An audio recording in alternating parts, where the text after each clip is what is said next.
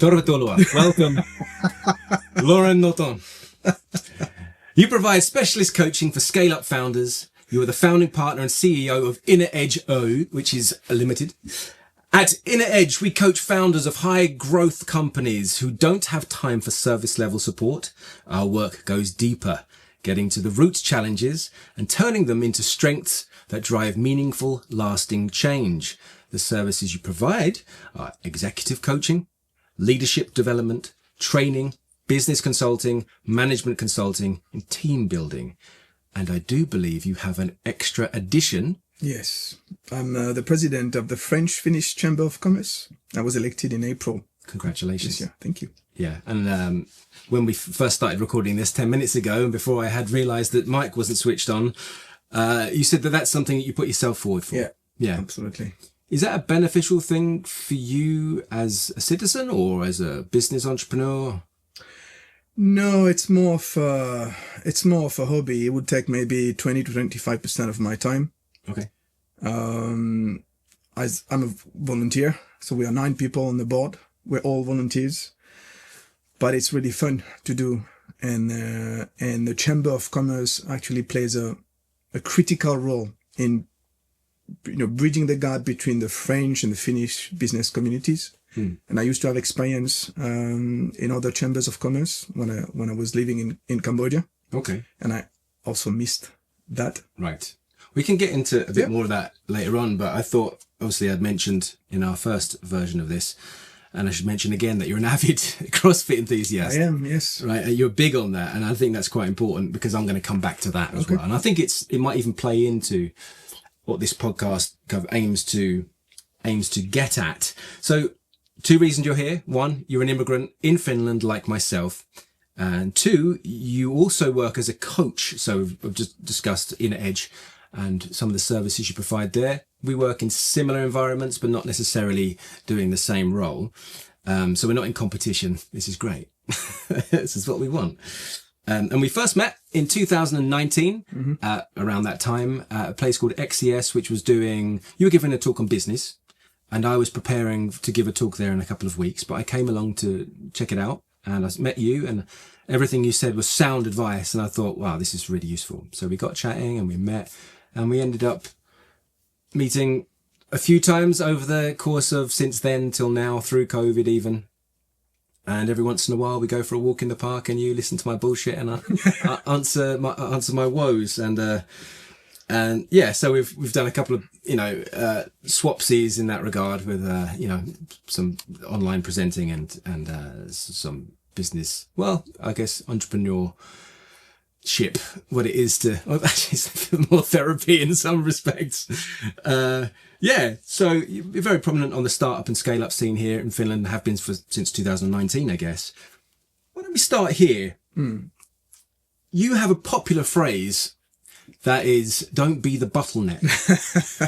Now, could you explain to me and anyone listening who might not understand that phrase, and I'm a founder myself, and I've heard it and you've even explained it to me, but I don't think everyone's necessarily so up to date with what that actually means. Could you give us an explanation of? Yeah, the exact phrase is stop being the bottleneck in your business. Okay, yeah. So when you are a founder of any company, when you start, you do everything yourself, right? Guilty. But that's normal because you don't have money, and you have to start from somewhere. Maybe you have a bunch of co-founders. Maybe you have a couple of staff who are on, they do that for free just to help you. I don't know, but you do everything. You do the marketing, you do the product development, you do the business development, and perhaps your business will grow, right? Now, what happens when the business grows? Well, you need to do a lot more stuff. Because suddenly you're also busy like getting clients, so you have to serve the clients. You have to develop your product a bit more, and perhaps you're gonna hire a couple more staff to help you. So you also have to start taking care of them. But you're still the builder. Your mentality remains a builder because that's what you do. That's what entreprendre means. It's to build something. And there will always come a time where, because of that building mentality that has taken you to where you are today, it has certainly taken you to maybe enjoy some successes, it will block you. It will block the way to the growth of your business, right? Because you become the bottleneck, because everything is tied around you. Give you a simple example. Let's say you hire a designer, like a product designer, okay? Or a coder, even simple. Now, you hire the coder to help you. Now, you still supervise the coder, but when you see the coder not doing things that the way you would like them to be done, because you happen also to be a coder yourself, what do? Micromanage. You micromanage. Easy to do, I guess. Yeah, or even worse, you do it yourself. Because you're going to be like, oh, but it's, that person doesn't understand. I'm going to do it myself. It's faster. It feels quicker to just do it than it will to explain that. Exactly. Yeah. Now, what's the point of having a coder if you do things yourself? Yeah. And that is an example of becoming the bottleneck. Now, I have dozens of examples like that I can mention. But the problem is, once everything ties around you so much, you're stuck. Like, you as a founder, you're stuck because you see the things that you would like to do. You see the things that where the company should go, but you can't get out your day-to-day operations. Because that's what it means to be the bottleneck, is that you're doing day-to-day stuff all day long instead of focusing on strategic thinking, for instance. It's funny because I experienced this myself, and I'm sure you could put this into context for people that are listening. I'm an independent filmmaker as well as a coach. Yeah. And what I discovered, having made a bunch of short films now and just filmed my second feature, as an independent, there's not a huge amount of money, and everyone on board is doing it for, a profit share. So they have an agreement where if the film makes money, then we all make money. And therefore, I think I perhaps reached out to less people than were needed to do the jobs.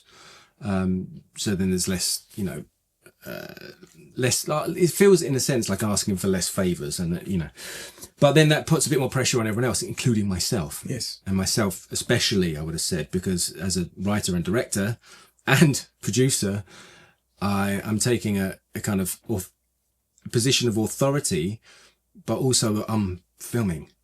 Yes. And doing the camera work, and I'm trying to keep people in order and then give the actors, which should be my number one focus and main role, is the actors. But I'm also being the cinematographer, telling the gaffer where to put the lights. And then if he's not doing that quick enough, because we're on a time limit because there's no money, then I'm jumping up and doing the lights myself, then jumping back. And I absolutely understand how that is bad for a business. It's so clear to me. And I'm in a position where, with my own voice coaching company, that it kind of works being one person. And I can see how it would scale better, because most of my things are online anyway, as courses and as you know. But let's just take the filmmaking example, because that one's clear to me. I'd never really managed a team in that respect.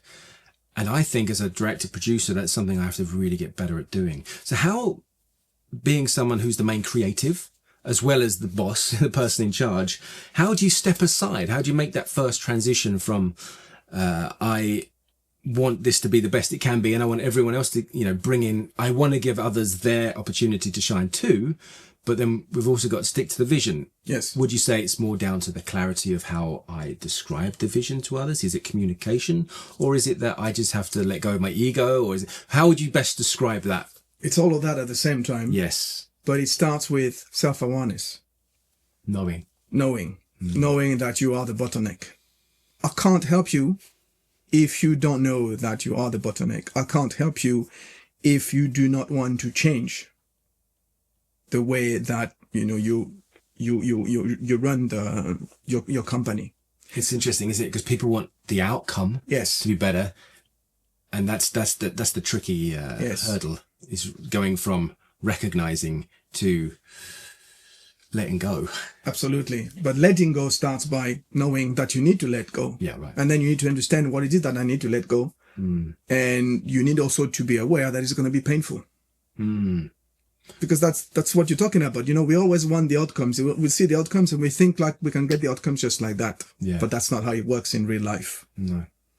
So first, with all my clients, when my clients come to me, they're already in the mood where they know that it has to come from them. Yeah. You know, I believe change starts from the top first, and then you can distill it down. Then we're going to work on, okay, so what's next? Well, maybe we're going to work on, I would say, you know, what are you good at? What is your zone of genius? Well, where do you excel? Okay. Because you want to keep that. You want to keep the things that you're good at, and all the things that you're bad at, you should delegate as much as you can. Now, of course, sometimes it's not that easy because you not necessarily have the money, like you were saying, for your movie. So you will still have to keep some of those. Wear many hats. Yeah, wear many hats. The tasks that you don't like, but it's okay. We can work a plan to make it more comfortable. Because what you want to change is, again, when you're the bottleneck, your focus is on day-to-day operations. That's the only thing you see. You are extinguishing fires every day. Your job should be to take a step back, elevate yourself, have this holistic approach, view of your business, look at what's working, what's not working, and where is that I want to go? Are we on the right tracks? But you can't do that when, you know, you're facing the wall like this. Right? Yeah. And it is that case, because obviously I'm finding ways to defend it as well, which is automatic, I think. I imagine that would be a common response. Absolutely. My precious. It's almost, it is like that. I guess because you have had to start on your own and you've had to do everything yourself, and you do know everything according to what you were trying to achieve, you know, the brand, if you like, of what it is. I wrote down here for myself, actually, like from what you were saying, it tends to be like, take more time to think, to actually consider what the roles are, rather than just jumping into it. Do you find that, I mean, that's for me, that was a note for myself, but do you find that would that be a common theme? Absolutely. Right. Absolutely. Especially as you're scaling the business, you need to start having like building a senior management team below you. So you need to have clear roles and responsibilities. And also, very importantly, you need to have accountability in terms of who takes the blame when something goes wrong. Okay. It's delegating and letting go is the first good step. But if at the end of the day, you keep all the decision-making power with yourself, it's not going to get anywhere. Yeah. Right? So not only you need to let go, not only you need to delegate the task, but you also need to delegate and let go decision-making. And that is really difficult for entrepreneurs because, you know, they are the builders. Again, it's my precious. I'll give you an example. One of my first clients, when I was back in Cambodia, he was an interior architect. And we were talking about the fact that he was involved in project management. I think he called it like client management. He was involved in every single project. Now, he was telling me I need to take more time to find more time so that I can focus on the future of the business. I need to think more. And at the same time, he was spending a lot of time on client management, right? Project management. So we looked into it. But for me, it was like, red flag here, maybe. And he told me that the reason why he was spending so much time there, it's because he enjoyed it. But I'm a coach, I didn't stop there. Okay, so what is it that you particularly enjoyed? And we dig a little bit further down. And what we found out is that actually he was afraid of letting go because of the quality standards that he had built that he had built over the past years. So he was afraid that if I let go of the client management, then I'm going to empower someone else with maintaining those quality standards, but I'm afraid that that person is gonna do a crappy job and the quality standards will go down. So instead of finding someone, I do it myself.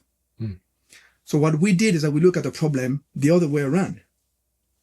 Now, what you're telling me is you're afraid that, the quality standards are going to go down. But what if you find someone who can actually improve the quality standards and you make that part of the person's job? This is where the standards are, but now I want you to take them over there. Yeah. And then you fully empower that person with the quality standards and you make that person accountable for improving the quality standards with proper KPIs, etc. So that's one way of reversing the mindset. I know from my own, because you mentioned the word fearful. Yes. Doing that. And fear is probably quite a powerful driver for not doing things. Yes. And with me, I guess for my own business outside of filmmaking, you have to have people. Yes. And so I feel like I've just I thrust myself into that situation, which is great. And I'm learning the hard way, so this conversation is very useful for me. And it's nothing, after you've said it, it becomes obvious Adams. It's like, of course, that makes total sense. But it takes someone to actually point it out. And again, in a sense, you're keeping people accountable because you're making the entrepreneurs accountable for themselves. Because it's easy for them to try and make someone else accountable, but not themselves. Yeah. And that thing with the fear, I think with my own company, whenever I've got to a point where I probably could have employed someone else or started to work with freelancers more, I kind of backed off from a fear of the unknown. What's going to happen? Is it going to go downhill? And, I've had editors come in and do videos for me to save time so I can spend more time writing or whatever. And that should be the case. And I felt like it took, well, not only am I paying them some of the money that I'd been from my past efforts, but then it was a job I could do much better and quicker. Yeah. So I was like, maybe I'm employing the wrong person. Maybe that's not what I need. Maybe I need to employ someone else. Or do I need to employ someone? I guess what I need is someone who understands business better to sort of recognize what's necessary and what's not. I mean, counting isn't my strong point, and I pay an accountant monthly, so having someone who's good with numbers perhaps might see things in a very different way to myself, because being more of a creative and designing and so maybe that. The eye content is really interesting, because it's not true. It's not always true, because I know a lot of funders who don't let go of accounting, but it's easy to let go of accounting and hire an external supplier. Because of, how fastidious it can be, accounting. You don't have, you're not good at content, you're not good with numbers. So that we can easily let go. So why is that with accounting and not the same with other tasks or other fields? Well, I think if you're still there in the company and you're not scaled enough to fill every shoe, of course, you can only you could first split yourself in half, but not into quarters if there's only two of you. So I'm not going to give someone three quarters and just keep one quarter. That seems redundant, especially if my skill set is in one half and not the other half. So that makes sense, right? It makes logical sense to give away the area I'm least proficient in. No? Do you disagree? You're looking at me like... No, I agree. I feel like it's going to be like a da-da moment. Have you done it in every areas you're less proficient in? Because you mentioned some that you were questioning yourself. I guess with my own company, it's really hard to know which areas you're less proficient in, because you just do what you have to do to get by. And so when I have been in a position where I've got a bit of money and I could possibly put it into someone else, maybe it would be advertising, to help the business trickle in more. It's just talking about it now, things are coming up. I could have put my money into that. I'd been wiser. One of the exercises I always do with my clients is to imagine like the future of them, how that person looks like, what does that person do? Because once you visualize the end, you can work out everything that comes before to get to that hint. Yeah. It's like having a destination. Exactly. If you've got a map and no destination, where the fuck are you going? Exactly. It makes no sense. Okay, you might fill the car up, but you're never going to get where you want to go. Yeah, having that destination. I think I use that with clients actually.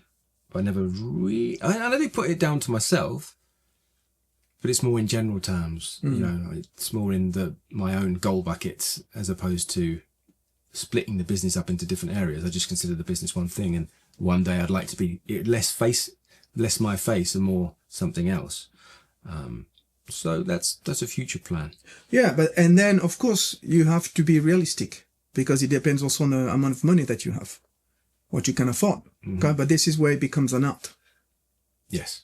Okay, so all right, this is where I want to be, but okay, this is to be there. This is all the things that I need to do. This is all the things that I need to delegate. But let's be realistic. Let's look at, how much money I have right now, and what can I afford to do.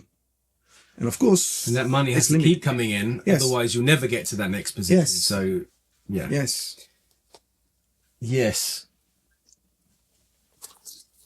What actually, it takes a lot of interest and care that you show people to actually give a fuck about other people's businesses. Yeah.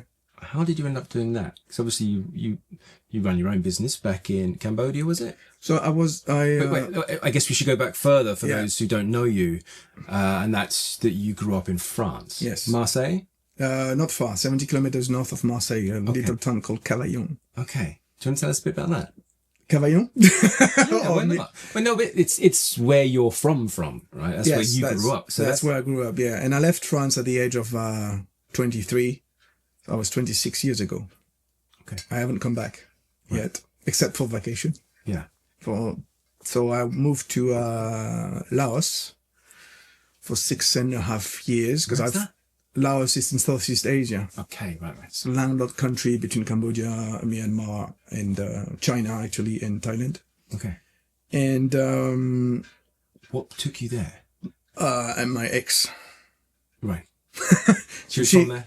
No, she was French, but she was doing what do you call that? I think a master to teach French for foreigners. Okay. And she had to do an internship. Yes. And she found this announcement for internships abroad. And it was for the Ministry of Foreign Affairs, and there was a list of countries, and she looked at the list of countries. She saw there was Laos, and she was like, nobody's gonna choose Laos. I'm gonna put Laos as my first choice, and boom, she was selected. And then you decided, okay. And then we decided in a weekend, actually, because we only had a weekend to decide. And I was like, I had just finished my my school, and my military service after. I couldn't find a job. I had zero confidence in myself. I was not mature at all, but I knew that I wanted to go somewhere. Change the situation. Yeah, so I just went with her. Found a job in a week. Started working for a small market research company that was owned by a French Cambodian and French Laotian couple. And a year after, I landed in Laos on the 3rd of October, 1999. I still remember that day, and still remember when they opened the door of the plane. I was like, this wave of hitting me. It was so warm. Yeah. And I could see the mosquitoes flying, but it was amazing. I know exactly where I was on that day. Yeah? Yeah. Funny that. So I started working for this market research agency, and a year after I started, the couple, they told me, well, we're going to move to Cambodia because there are a lot more opportunities over there. We need someone to run the business, and that's you. I was like 24. I had no experience running a business. I was still This was a marketing. That was like a market research agency. Market research agency. And that's what happened. I started running the business, and I really loved it. And then after that, I ended up with another agency that were using our services in Laos, offer me a job in Cambodia. Just as a side note, but market research in 1999. Yes. In Laos. In a landlocked area. Must have been a very different type of thing than it is now. So you'd have had to utilize pen and paper, yes. Libraries, we had a lot resources to find people. Like we were using like interviewers were students. Yeah. And we had to print all the questionnaires. And then we had to, when the questionnaires were coming back, we had to data process them like manually. But that was the case when I moved to Cambodia for another research agency, which I worked for like 8 years, all the way to 2014, I would say. We were still doing that. Actually, we had a database at that time in Cambodia. We had a database of 300 interviewers. We could cover the entire country. In Cambodia. We were the only one to go nationwide. And this is approximately around the same time that, the new technology started coming in. Yeah, more and more. Yes. Now, one of my clients is actually in Asia is a market research agency, and they still use pen and paper, but well, it's not paper, it's on tablet, but they still have interviewers, so it's not only online. It's because there are places in those countries that are so remote. Yeah. That you need interviewers to get there. There's something about it though, and it's really great that you were at that transition phase as well. Yeah. That you started when it was still manual and you kind of became digital, and you saw it through that. Yeah. Because you would have had an experience of where it's useful and where it might be not as beneficial as it kind of once was. Yes. I guess it's the same with having, like, I learned this, actually. There was a book called The Divided Brain. What was it? The Master and His Emissary. McGilchrist, I think, wrote it. And it's something to do with when you hold organic material, paper, lead, wood, pencil. That's why I always use pencil and hold paper. The other side of your brain switches on. If you're only touching man-made objects, it doesn't work the same way. So as a creative, as an artist, as a writer, I always do things with pencil. Yeah. I can remember them. I put them down here. I don't really need to look back at them. They're sort of somehow there already. Yeah, but that's why it's very journaling is highly recommended still. Yes, it is. Journaling with a pen and paper, because there's a direct connection from your brain to your pen. It's therapeutic. Do you journal? I used to. Okay, why'd you stop? Because I would not get the same benefits as I used to. Like, I journaled for 10 years. And it completely transformed me. I reached a point in my life where my emotions were driving me. Well, let's think. We got up to 23. You were working in, or 26. What were you, 29 then? 29. So you were 23 then. So yes. Yeah, you've been 23. So, and then you were left the company, or left in charge of the company at least. Yes. You took over. You saw the transition through. So let's continue with that, because I believe that's going to lead on to why you started journaling. Yes. Well, yeah. So I was offered a job in Cambodia in 2005, I think. It was my Christmas gift. Like, literally, it was around Christmas. And I received an email saying, "Hey, I'm looking for a research director for my company in Cambodia. Here's a contract. Do you want the job?"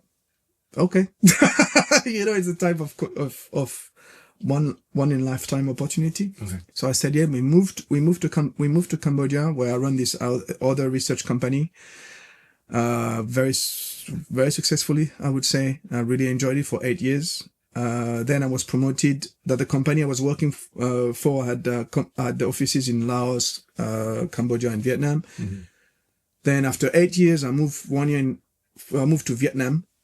Initially, I was supposed to move with my family, but the company in Vietnam was in such bad shape that they didn't want to take the risk of moving everyone in Vietnam, and then to have, after 6 months later, to get everybody back to Cambodia. So my partner and my kids, because I had 2 kids by then, they stayed back in Cambodia while I was traveling between Cambodia and Vietnam. It was one of the hardest period of my time. 10 months, it was awful. Why? What made it hard? Because the company was in worse shape than we thought. Yeah. I was making plans to potentially close it. So I was under a lot of pressure. Didn't close it. It's still alive. Because I was traveling back and forth. So I couldn't see my family, my kids. Your kids were quite young then as well. Yeah, they were quite young at the time. Maybe toddlers. Yeah, around like 10, like 5, 6, and 10. Something like that, okay. both of them. And I knew somewhere, I think also it's because deep down inside me, I knew that the relationship with my partner was broken also. So there was like a... Was that already there before you'd taken it? Yeah. Maybe even part of the reason you accepted it in the first place, perhaps. Yeah. Now with the being able to, insight, I can see it. But before I was not seeing it. Were you married? No. So yeah, I was in Vietnam, and when I was in Vietnam, I was partying too much and being by myself, and so that was not a great time. And I ended up, after 10 months, I resigned. I loved the company I was working for, but because I didn't get any support from the shareholders, I decided to resign.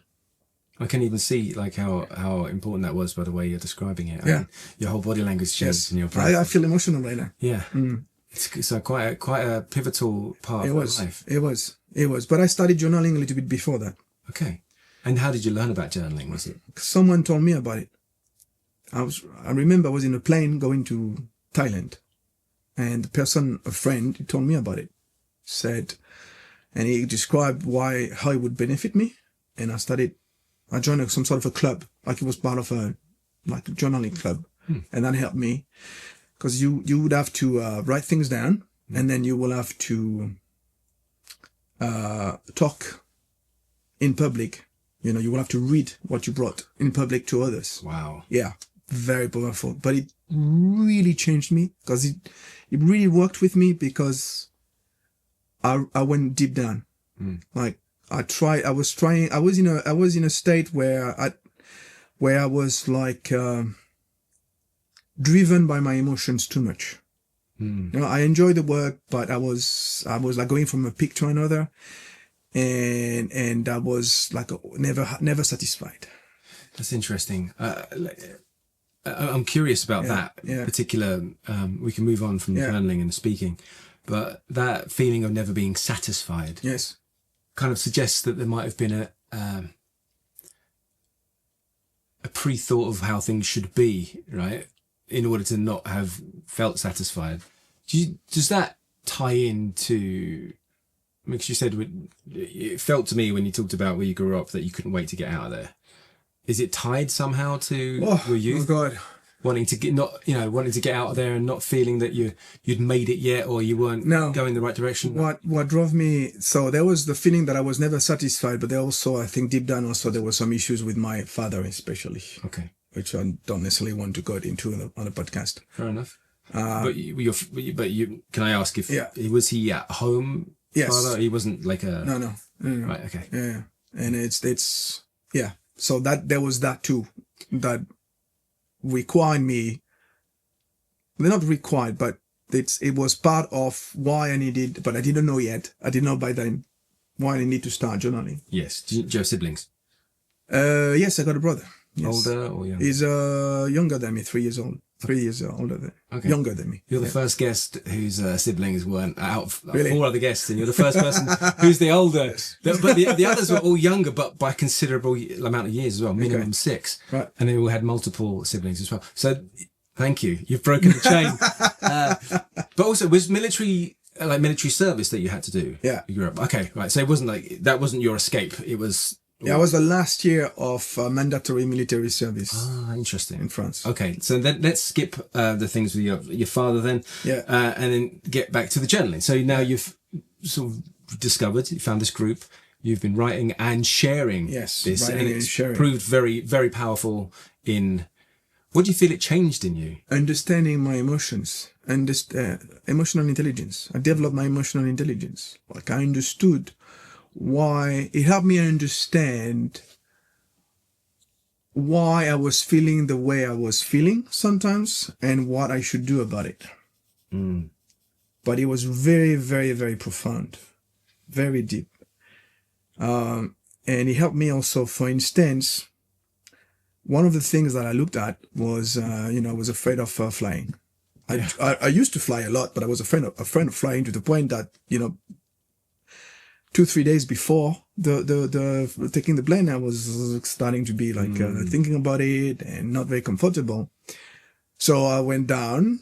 I took my journal and I wrote things down and said, what's going on here? What happens when I am afraid of flying? And why do you think, this is a question I ask myself, why do you think this happens? And then I realized that it was because I really didn't understand how planes worked. So what did I do? Well, I started looking videos of, people explaining how planes work, what are turbulences, etc. And it really helped me. It's quite fascinating. It is. I had well, a little bit still, but kind of a severe fear of horses.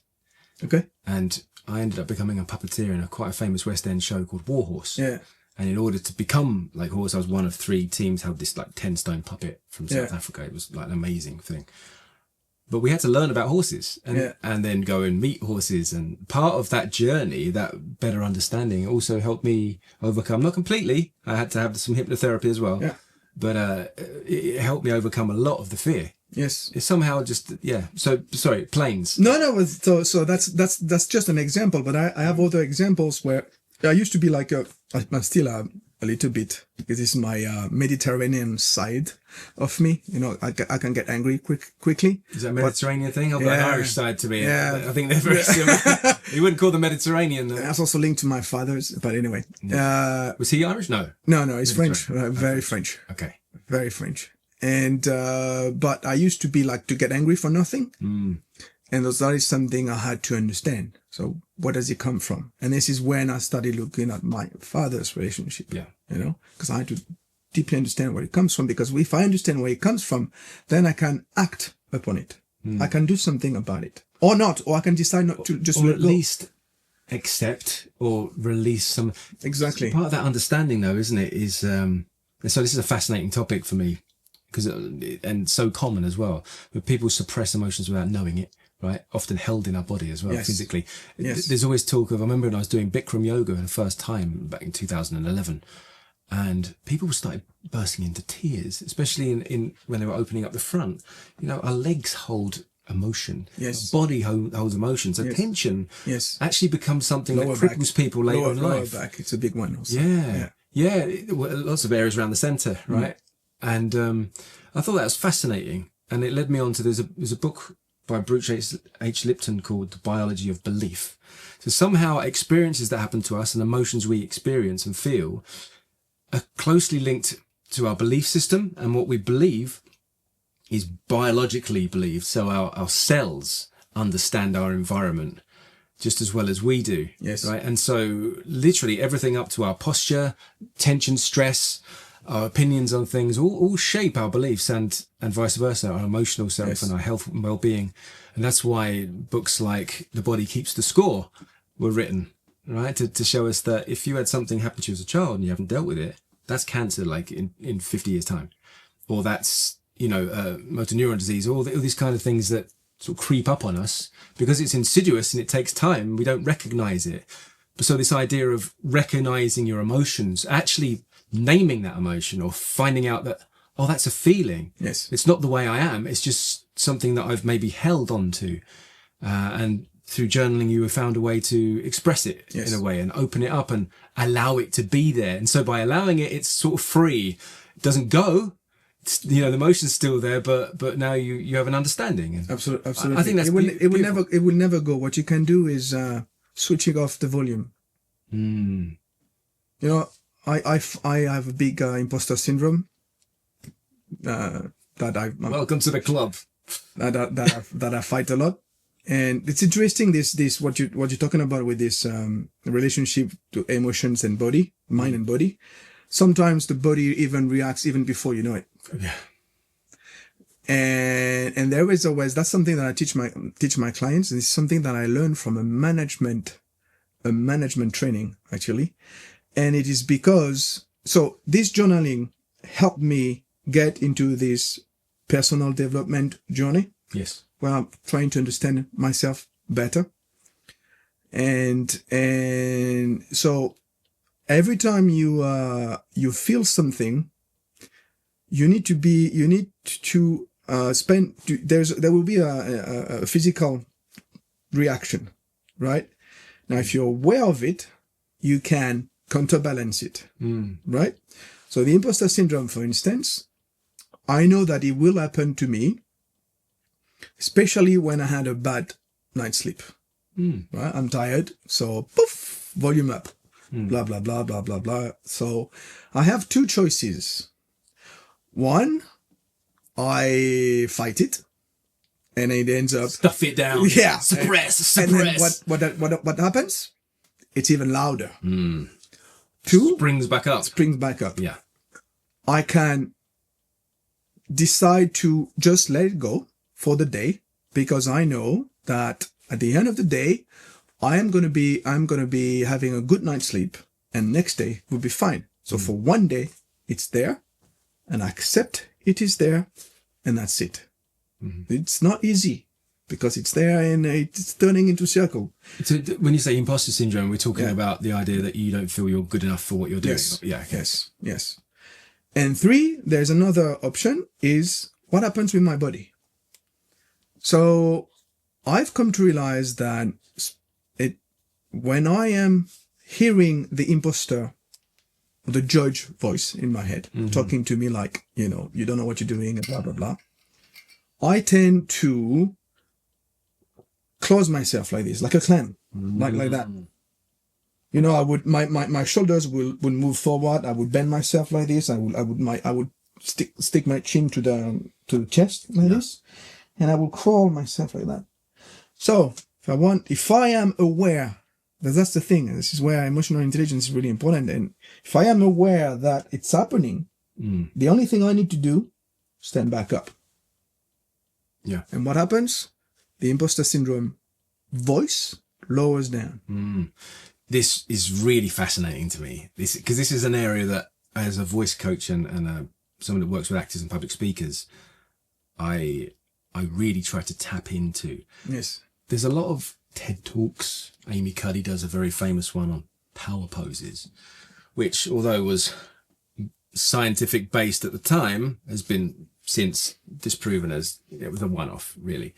The peer review seems to only review what she did in the same environments she did it. And in those environments, yes, that works.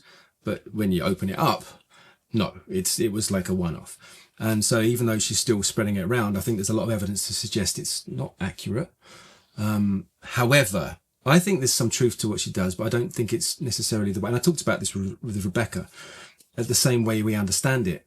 And it's really tied to this emotional self and intelligence. Is that when people physically hold themselves in a position that their body isn't open to, it fights and it springs back. So if you're trying to look powerful, have you watched that Amy Cuddy episode on TED about power poses? No. It's interesting because she goes, "Look, this is how you feel powerful." And her breath is, I can hear in her breath, she's shitting herself. She doesn't look or sound powerful to me at all. I'm like, well, to me, it was clear, but she's suggesting, the suggestion she's making is that because she's doing this, she looks powerful. So her suggestions are almost hypnotizing the audience to believe her. But her actions, her breath, suggested very differently to me. And perhaps it's because I noticed it, or because I noticed breath so much. I'm really key on that. And I know when something's wrong, I'm not breathing, when the flow's not there. So when you hold something, it doesn't want to be there. And my friend, a kinesiologist, told me this. Your body naturally wants to spring back. Yeah. And so I think, and you've noticed that you've done it in reverse because your posture is good. Right, you would naturally stand because of the CrossFit you do and all the work you do on yourself. Well, I have to learn. I had to learn about it. Yeah, so I'm going through the same myself, especially for the editing I do. Exactly. And my own demons also. But you're probably better aligned than many people. And so when you do this, that's an old default you're going back to. So actually, I think it takes time. Yes. But if you're working on an alignment, it goes hand in hand. It's not just physical. You can't just tell your body that. No. Unless you have it. So luckily you've developed that so you can go back to it. But some people who've actually physically developed this way and not worked on themselves find it very hard to hold that position back. It will spring back until they deal with the real issues. Somehow like psychological, somehow it's physical,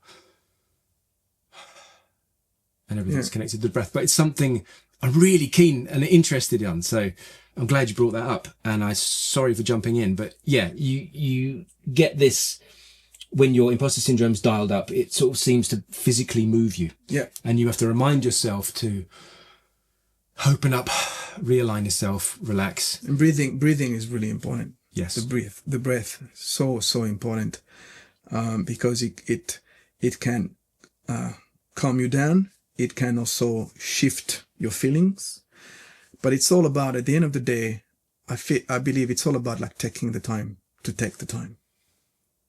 What was my first note? Take the time. Yeah. Take the time to take the time. Yes. I like that. Oh, my pencil's gone. Yes. And that's what I was not doing. And that's what journaling helped me do. But that is also what CrossFit helped me do. And this is where, now that I'm getting older, I will turn 50 next year. I can see that there's no point in jumping around and going like from one peak to the other. And it's how much money do you need to be happy in life? You know, plus having money, doesn't bring happiness. It brings satisfaction. So happiness and satisfaction are two different things. But I know what I want now.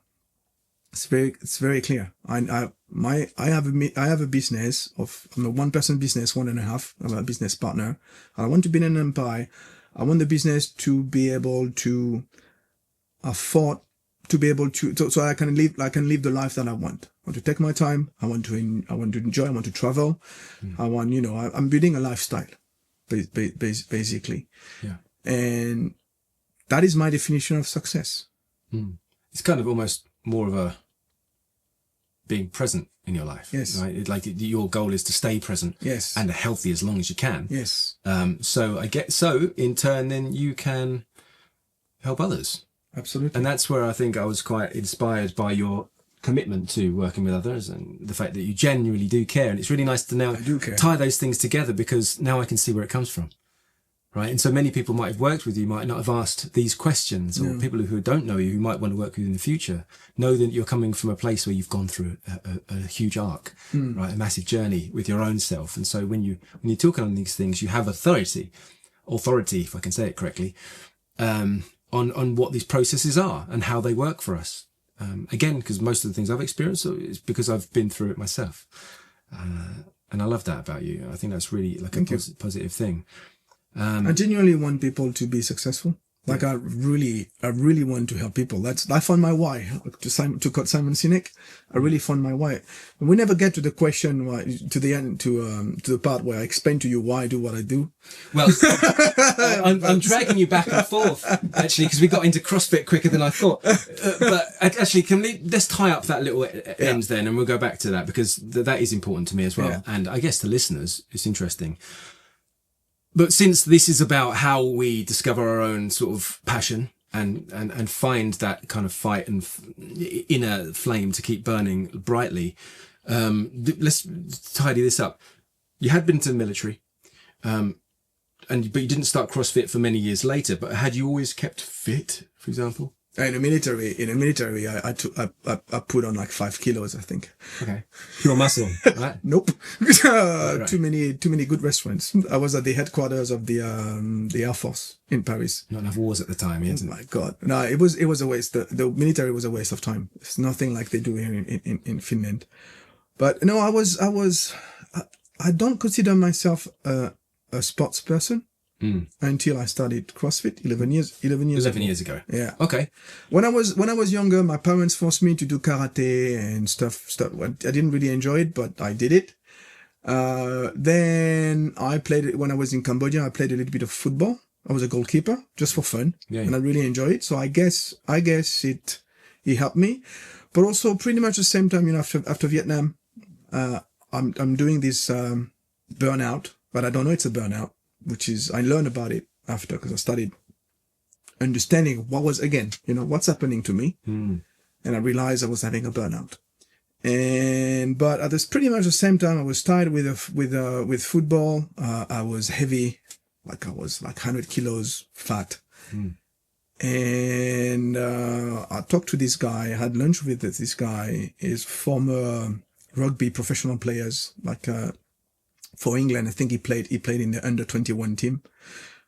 Huge guy, massive. Yeah. And he said, "Hey, have you learned about CrossFit? There is this box in town. We call it a box. The gym. It's called a box. Yes. There is this box in town. It's new. You can go every Saturday morning. They do like a free session. I don't know. It sounds good. So I went there. And I remember there was a couple, and they started talking to us about, explaining what's CrossFit about. And there was this small workout at the end. I think the workout was like 8 minutes, something very simple, like box jumps, push-ups, something else. I don't know, burpees or whatever. After the 8 minutes, I was lying on the floor, dead. And at the same time, I was like, yeah, I found it.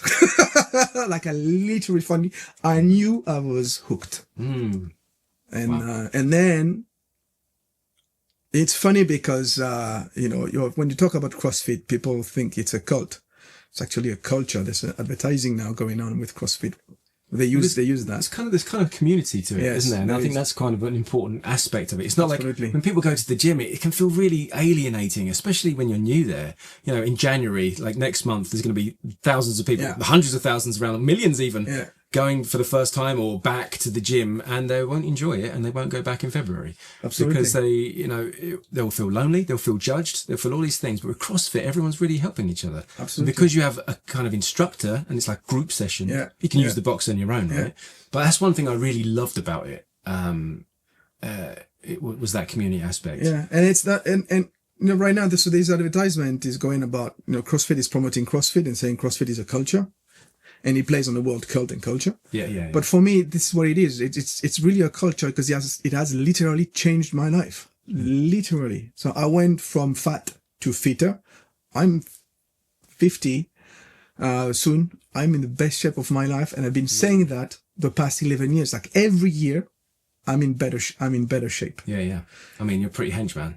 Yeah, and I can see, like, what I like about CrossFit is the fact that I can use what I learned in the box in my day-to-day life.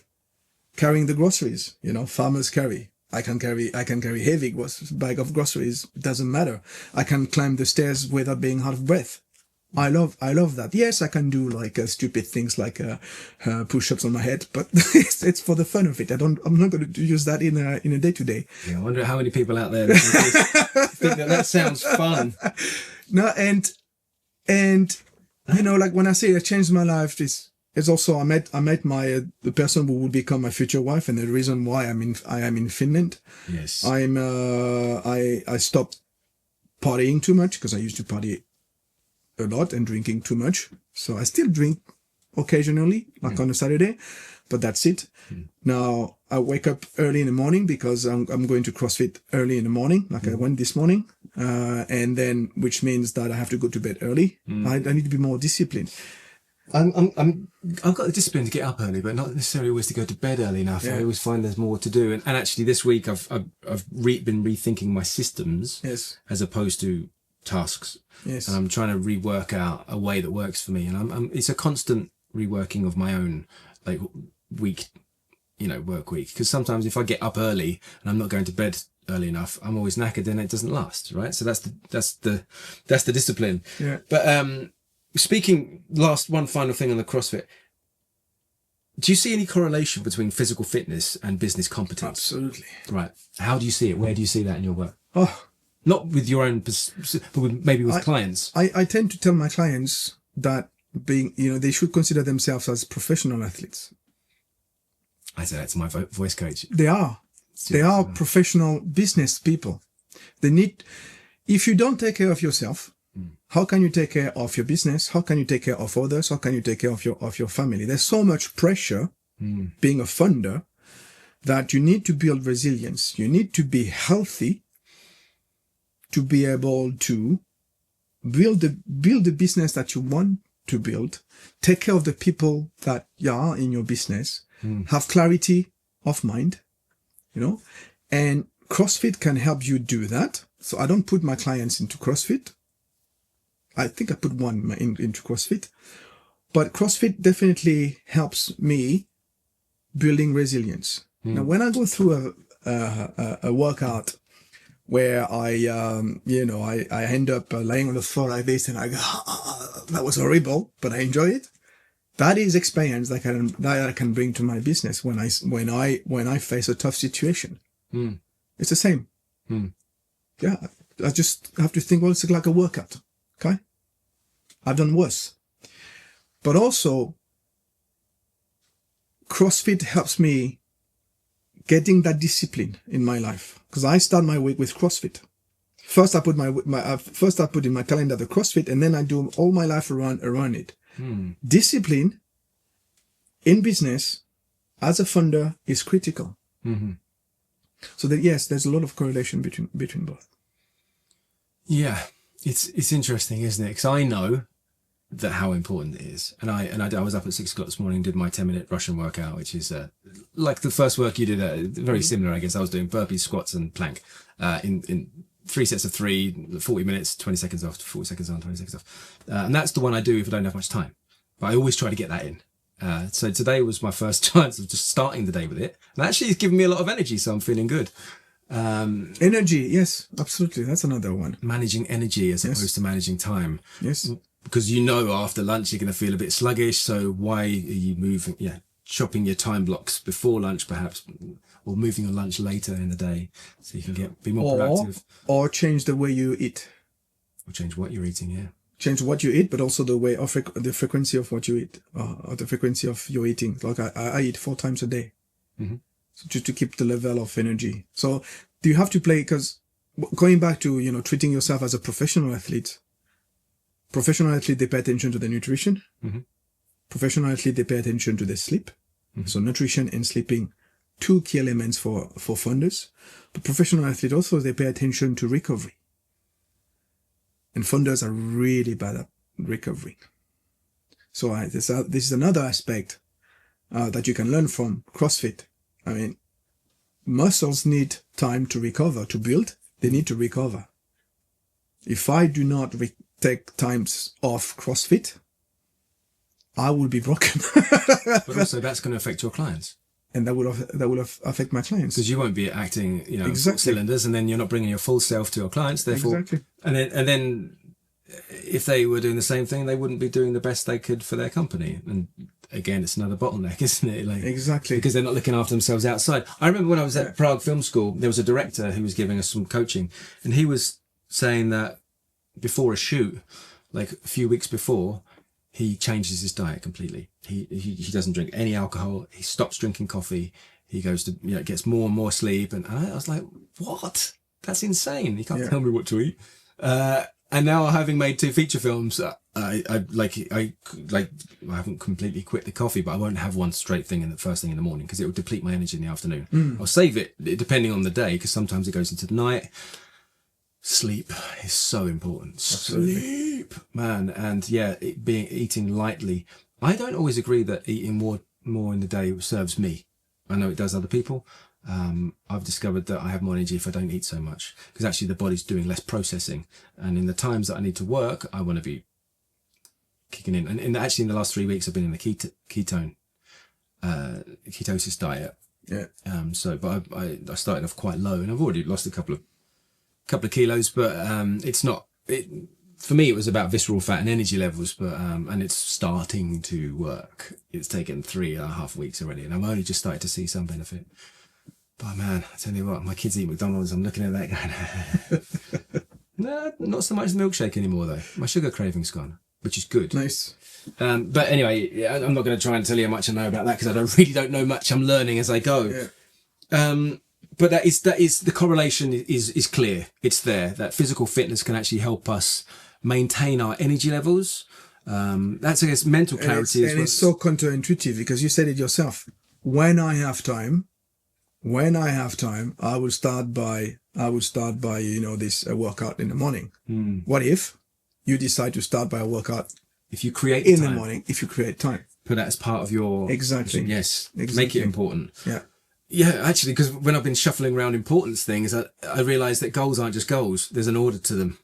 And everyone thinks, oh, my kids come first. I'm like, but if you're not around, how good is your kid's life going to be? Health comes first. It should always come first, even before your business. I'd love to show you my laptop, because that's literally, I moved it to the top of the pile. Yeah. My health. So and it starts with the night before, not the morning after. Everyone seems to think, I'll start Monday morning. Yes. But no. And today's Monday. What are you waiting for? But you need to start Sunday night, right? Yeah. Or now. No better time than now. Exactly. So what? Well, we know what's good. Then we know that like entrepreneurs should avoid the bottleneck, and that's often themselves. And they somehow need to get out of their way, and working with a coach is clearly valuable. And that their energy levels and their physical presence and their health, sleep, hydration is all critical as well. Are there any other phrases that you catch yourself saying again and again and again to entrepreneurs that you wish to fucking hell, I should make a video about this? I'll just share the video first. Once they've watched that, then we can talk so I don't have to repeat myself. Because obviously I know that you use the bottleneck as your opening framework to, you know, to well, today I changed it with the inner edge is like scaling up starts with you. Scaling up. Start with you. It's basically the same idea. Maybe perhaps a question that they ask that you.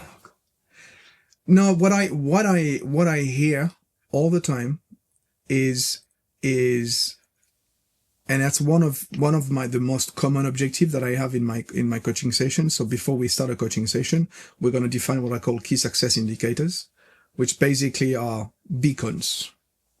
These are the goals that would trigger, and then you're going to have to do all the work before to reach those goals.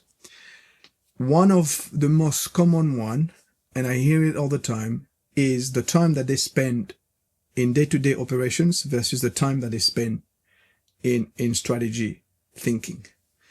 And a lot of time I would have someone, oh my God, I wish I would have time to think. This is, for me, an indication that they are the bottleneck. You know, they don't have time to think because they're not making the time to think because they're too busy doing the day-to-day operations, which they shouldn't. Yes. So they should start with the thinking. Well, that's one of the solution is to block time. Yeah, of course.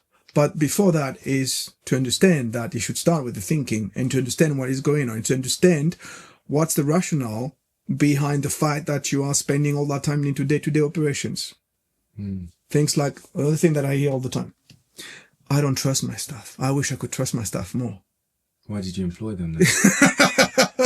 Yes, of course. But what is the real reason behind that? You know, using the word trust, but what is it actually? Is it, do you have the right people? If you have the right people, are you using them for what you hire them for? Because if you have the right people, but they are not, but they are like underused, of course you're not going to be able to trust them because they're not showing you the value. And then they're going to tell me the staff, they're going to tell me after in coaching sessions with them, I feel like there's a disconnect. I feel like I'm not used for what I was hired for. So the question of trusting people always start with, again, with the funders, you know, looking at the words and trying to understand what's behind those words. Yeah. But again, it does come back to you, doesn't it? Always. Because, I mean, like one of my notes to self, already after I finished recording the second film, because I made some, like, I thought this is so fresh, I'm going to write down everything now that I could have done better. And one of them was to take more time finding the right people. Yes. Spend more time with people. Actually do more research, do diligence, I guess. A filmmaker, quite a prominent one here in Finland, actually gave me some advice once. Actually, two different people at different times, both prominent filmmakers, gave me the same advice. Darren, all your problems are going to come from other people. And that's absolutely true, but it's only true because you're bringing the wrong people on board. Yes. And then the second part of that is first get the right people and then be very clear on the entire concept, not just one part of it. So everyone's actually on the same page and not just, like, if there's a book, everyone has the same book, not just one page of the book. So then they're constantly guessing, you know, and then waiting, and then you have to sort of step in because but you see, they're not clear. But it comes down to you. Absolutely. How clear you've been, how much time you've taken. Absolutely. And that's also one thing I see all the time with the funders is, yes, scaling up starts with you. Yes, you're the bottleneck, but funders will always first, by default, try to look at external factors. You know, the first reaction is not to look at themselves. I don't trust myself because, they're not competent. Hold on. What if it's you? Let's imagine for a moment that it's you. Yeah. So that's my job. It's always to bring them back to themselves. And imagine that it's always them. So if I book Laurent Notin. Yeah. I'm saying that. It's okay. Notin. Yeah. Sorry, it's a strange one. Say it one more time for me. Laurent Notin. Laurent Notin. Laurent Notin. It's okay, don't worry. I like to get the accent correct. Laurent Notin. If I booked a session with you now, it's like and we've decided to spend, I don't know, how many weeks, months, or together. What could I expect as your first sit down? I'm not trying to go for everything, but like, how would I leave that meeting feeling? Obviously you've got clients, so people leave feeling like hopeful or, but because I imagine, because people how far into the process do they have to face this bottleneck issue? Straight away, or right? So you make them very clear from the outset. This is where the first session we start by defining what I call key success indicators. Right. What is it that you want to achieve? Yes. Like imagine you now. Mm-hmm. Now let's focus on the new in 6 months, a year time. How does that you in the future you is different from the you now? Yeah. And also what I'm trying to do in that first session is to get down to the real goals. I don't trust my staff, for instance. I want to trust my staff, but I want to trust my staff is not a real goal. So we have to go deeper, find out what it is. Yeah. And then those goals have to make sense for them, because at the end of the day, it's going to be for you, not for me. Do you know what it just reminded me of? Yeah, what? When I've done hypnotherapy in the past, I always found it really, because I've studied hypnotherapy as well.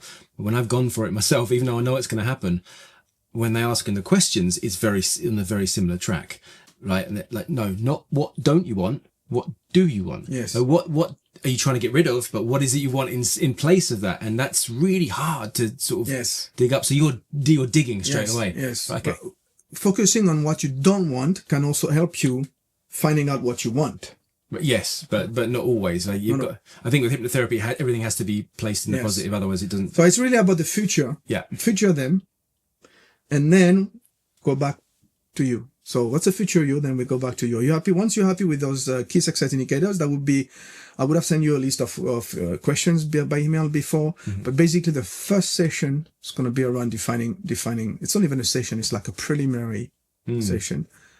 And at the end of that session, you should leave with clarity. Mm. You know what you want to achieve, and you should feel excited about it. Because you're going to work on yourself right now. It feels like something is going to change. Something's got to give. Yes. I think we've gone over quite a lot, haven't we? Yeah, we did. But you're a positive person, and you've always been really helpful.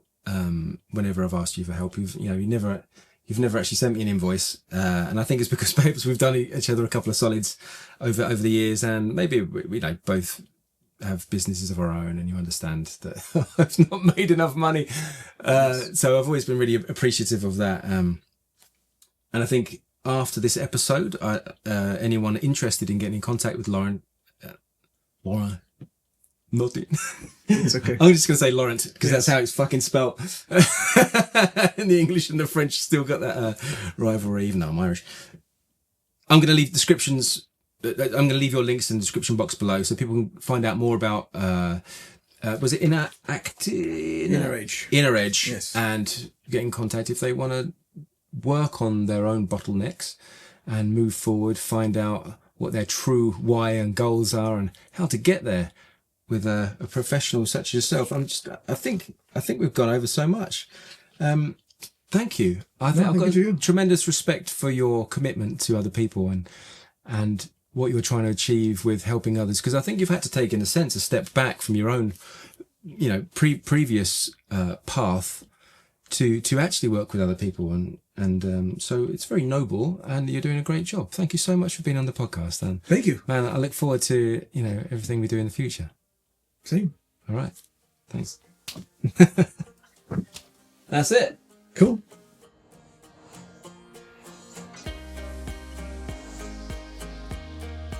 Thank you for listening today. As a new podcast, we truly value your feedback. It helps us grow, improve, and connect with the guests that you want to hear from. If you've enjoyed this conversation, please subscribe to the channel and share it with a friend or anyone who might benefit from these discussions. Your support makes a real difference, not only in helping us cover the costs of production, but in allowing this show to reach more people around the world. And if you'd like to go a step further, you can visit our donation page to contribute directly as we continue to expand the channel. Thank you for being part of this journey and for helping keep the flame alive.